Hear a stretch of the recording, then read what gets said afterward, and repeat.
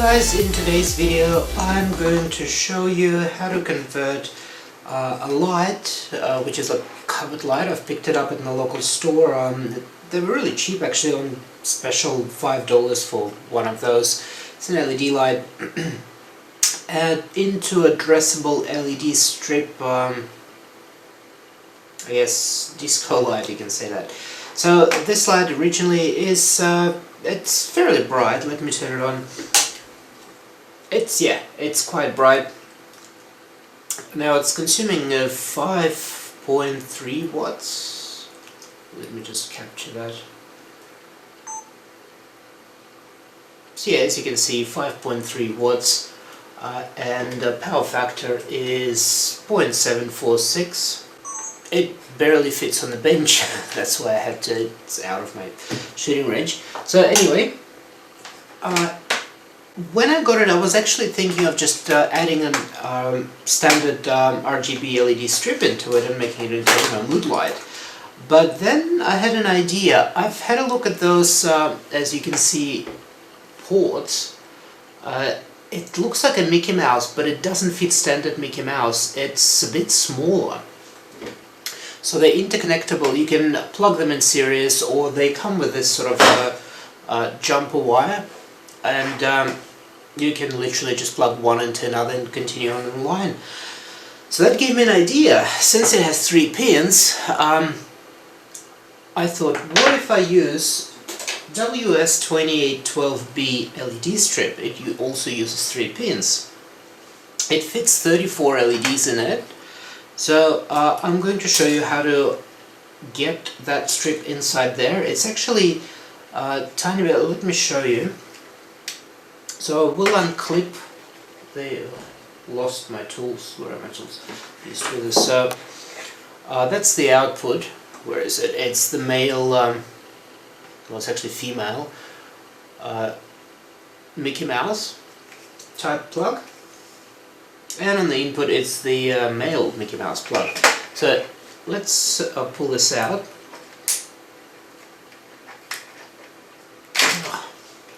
And inside we find a driver and the LED strip. So I'm going to get rid of the, desolder the driver. Being really careful since it's probably still charged at 400 volts.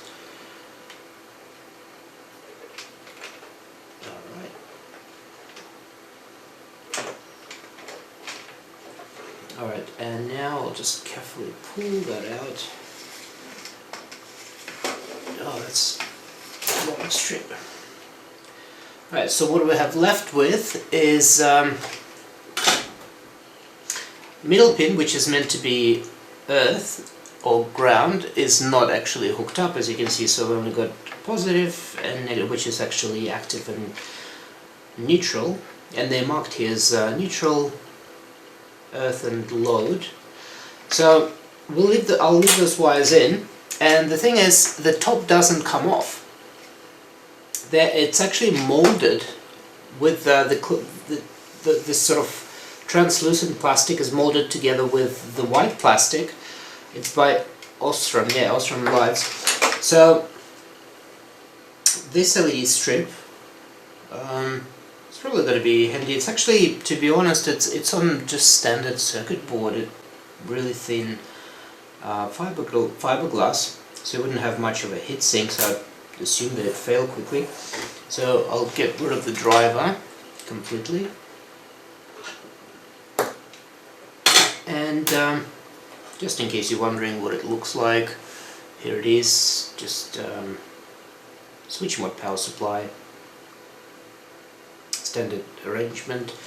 So I'll get rid of that, and I will get rid of this. The other thing to note, the strip that is originally used is slightly smaller than the LED strip, the RGB one.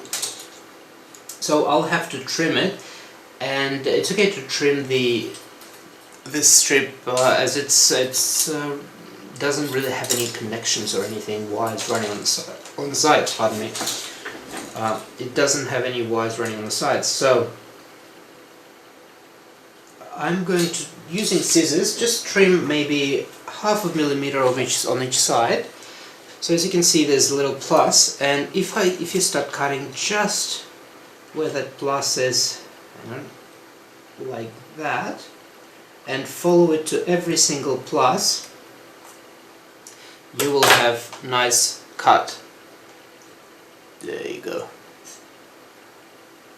Does that make sense? So just where the plus is enough to cut it off. So I'm just going to do that quickly and cut both sides off camera, so I don't bore you with it, and then I'll show you how to insert it into this channel, which is, by the way, again, I will try to probably show you on this camera. It has a channel where you can feed the LED strip. So it's really hard. The size of those two, let me show you, the size of those lips are just a bit smaller than 50/50 LED, so you would have to push it through, and I'll show you how to do it in a second. So let me trim the LED strip and I'll be right back. I have just realized that I have forgot to turn my audio recorder on just before I started cutting that, so audio may be just a bit funny since it would have been recording on original cameras and not on the separate audio device. Anyway, so I've trimmed the LED strip. So usually the input where the arrows are pointing, which is that way. So the LEDs would be addressed from here, like as for example 0, 01, 02, 3, 4, 5, and so on. And I would insert it the same way where the male input is on here.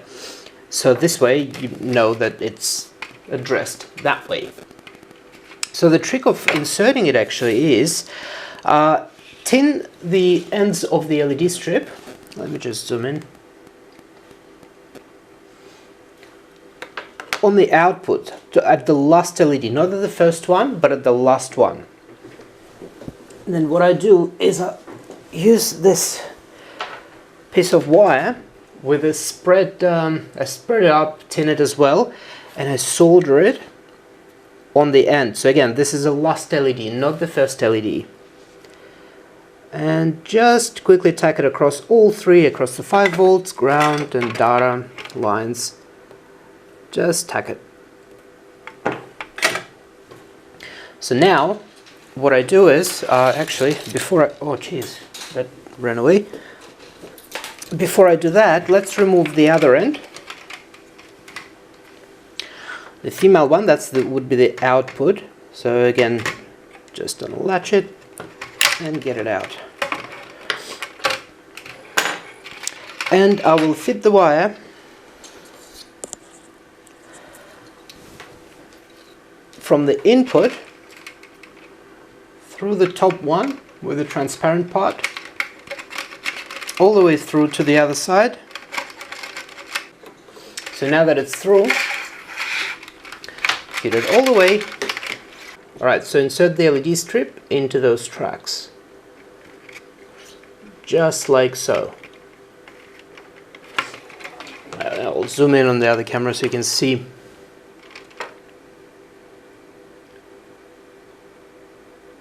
And once you've inserted it, its first part is actually quite easy and you can push it by hand and there's no problem.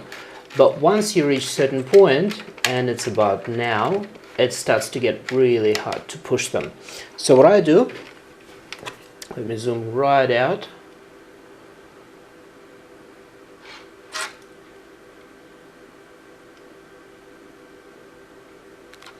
Is now, by pulling the wire on this side, let me just give this in a shot. Pulling the wire here and let the LED strip go right in. Don't pull too hard, just as if it's stuck, just investigate why it's stuck, don't just rip it out. So the last couple of LEDs, there we go, and it's in. So I'll leave that wire in there. So next step is we're going to attach the wires to the strip. So the way I'm going to do that is grab a piece of wire for data, because there's no earth, so I'll have to get a separate piece. So that should be enough for two, so I'll tin one end, snip that in half, that should be plenty.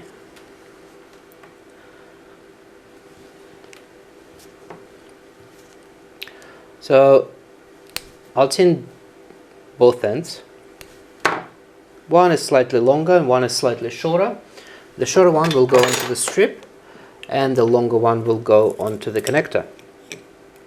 So the first one I will do is the connector one, because then it's easier to hook everything up. So tin both ends anyway. Now I've noticed the connector also, if you have a look closer, they're riveted, the wires. So the actual wires are riveted onto the pins. It's not soldered, and it's not, I don't know, I just don't trust it. So what I would also do is tin all 3 pins. Zoom in for that. So I'll tin the positive, I'll tin the negative, and I will, a bit more, and I'll tin the middle one, which is supposed to be ground, but in our case it'll be the data one. Just like that. And now I will solder the data pin in.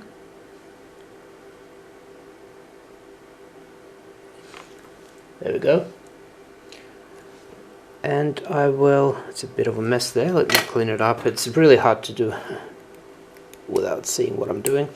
Alright, and now with the other side I will actually solder those wires right in to those pins.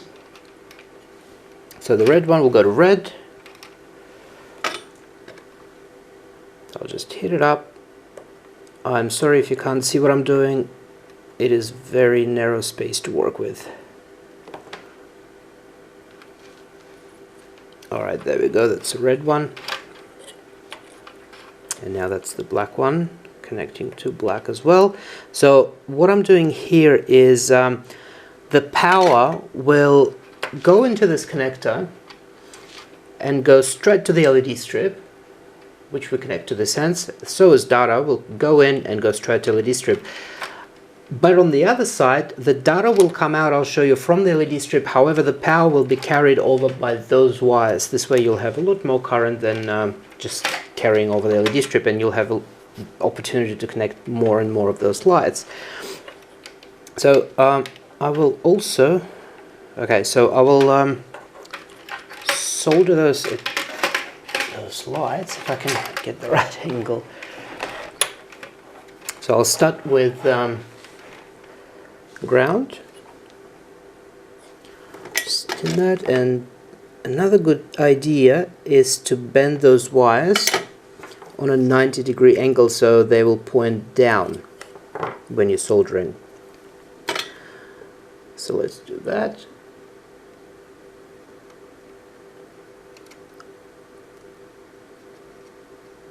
Alright, so we got ground. Now the next one is data.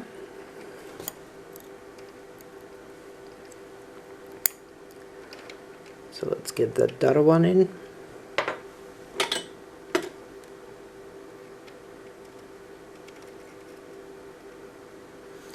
And then we got plus 5 volts.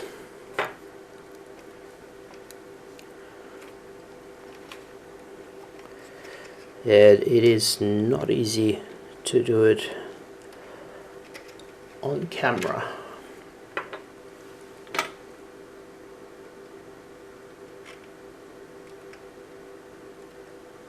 Alright, yep, looks alright. So now we'll pull the other end all the way until the LED strip slightly disappears in there.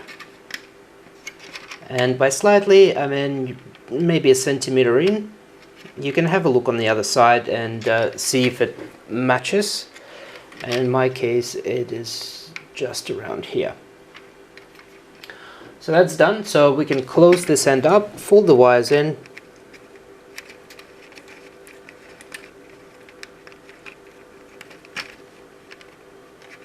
and close it up.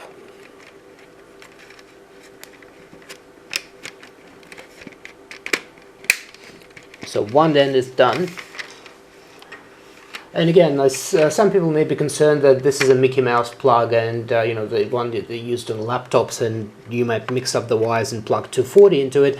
But no, the standard Mickey Mouse that is used for laptops does not fit here, it's too big.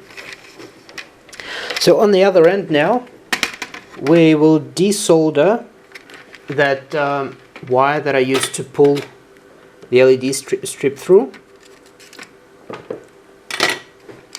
So that's removed. And on this side, all we need to do is to connect, solder the data wire. So we don't actually need to connect any power because power is already supplied on the other end. So I'm just going to quickly tin this piece here. And also we will still tin the connector just in case. Again, it's riveted and I don't trust rivets for some reason. Especially when it'll be high current going through it, and you know, it's better to have nice steady connection. All right, let's solder those rivets in to make sure it's nice and steady. If I can get that light steady.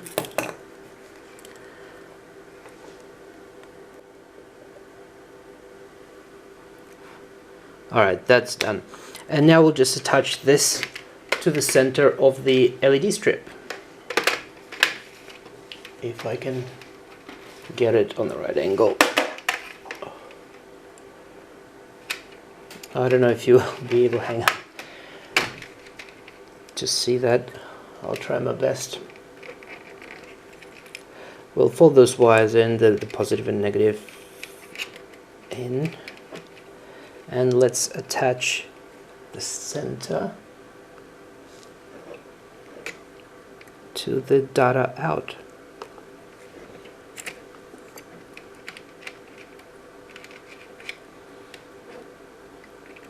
I've bought 5 of those lights. Like I said, they were cheap and I should have bought more. I just thought I'll give it a go and just do mood lights, but if I knew that I would be doing the addressable ones, I would have probably bought all of them. Alright, so that's in. Alright, so that's done. So now I'm going to do the rest of them, probably the whole 5, and program them. So I'll be back once it's all connected together. So I have finally put the 5 of them together and done a little program hooked up to my battery. Let's turn it on and see if it works. So here's the power for LED strips, and here's the power for the controller, and let's see what happens. Yes, they're working just fine. So let's try another program.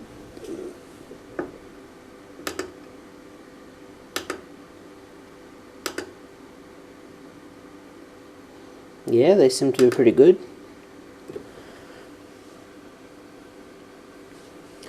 Pretty fast responding.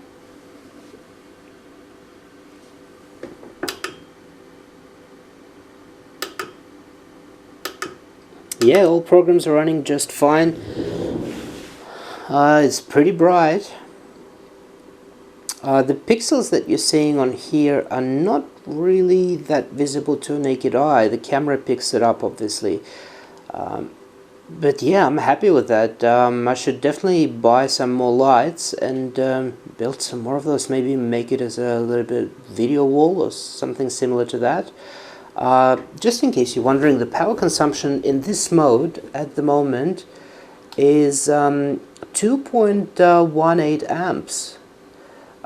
So yeah, it actually says 2.5 volts. It's not 2.5 volts, it's 5. It's a faulty display.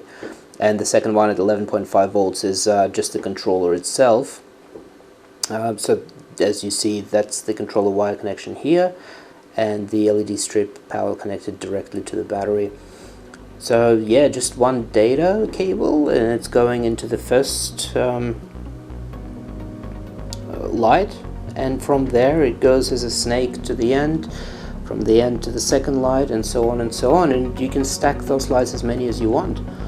Hope you enjoyed the video. I will guys see you next time. Don't forget to like and subscribe. Bye.